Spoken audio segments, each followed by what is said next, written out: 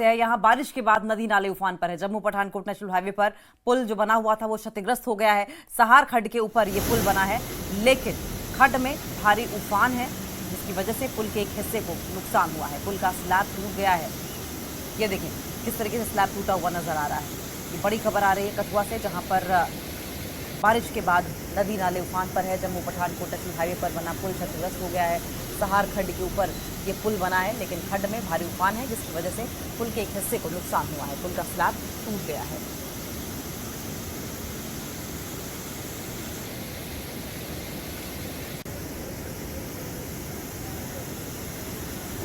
अब ये स्लैब देखिए पूरी तरह से तिरछा हो गया है और ऐसे में नीचे नदी जो आप देख रहे हैं, देखिए लहरें किस तरीके से उफान मार रही हैं।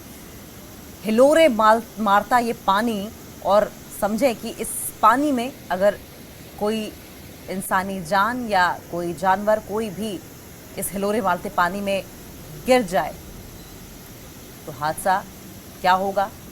तुरंत जान जाने की भी संभावना है, खतरा बड़ा है। और ये लहरें जहां हिलोरे नहीं मार रही वहां बहुत तेजी के साथ, प्रचंड वेग के साथ आगे बढ़ रही हैं, यानी कि बहाकर कहां लेकर जाएंगी कुछ नहीं पता। हालांकि जिस तरीके से हम तस्वीरों में देख पा रहे हैं, ये स्लैब गिरने के बाद से ही इस पर कोई भी ट्रैवल नहीं कर रहा है, कोई आवाजाही नहीं है। गनीमत यह है कि हादसा होने से बच जाएगा, लेकिन तस्वीरें आप देख सकते हैं किस तरीके से नदी नाले उफान पर हैं। और इस बीच ये तस्वीर आप जम्मू पठानकोट नेशनल हाईवे पर बने पुल की देख रहे हैं, जो कि क्षतिग्रस्त हो गया है।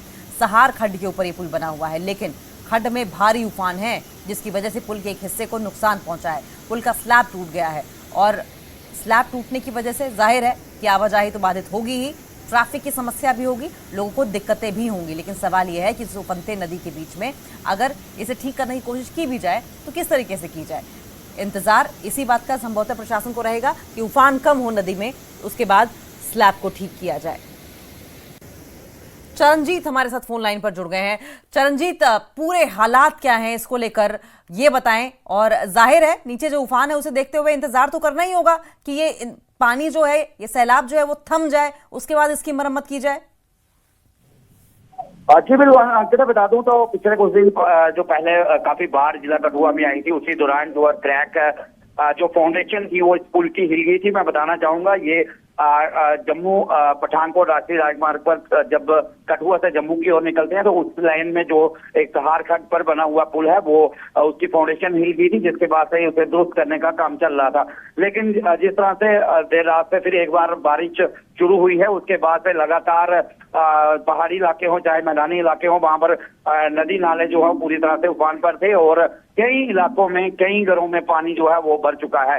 तो उसी का नतीजा है कि जिस तरह से ये सहार खड्ड भी पूरे उफान पर है और जो पुल आगे ही जिसकी फाउंडेशन जो है वो बह चुकी थी, टूट चुकी थी, और आज अभी कुछ मिनट पहले ही ये पुल जो है इसके कई स्पैन जो है वो टूट चुके हैं और पुल जो क्षतिग्रस्त हो चुका है। हालांकि फिलहाल इस पर जो आवाजाही है वो कुछ दिन पहले ही बंद कर दी गई थी। जी ये बताएं चरणजीत कि ये कितना पुराना पुल है?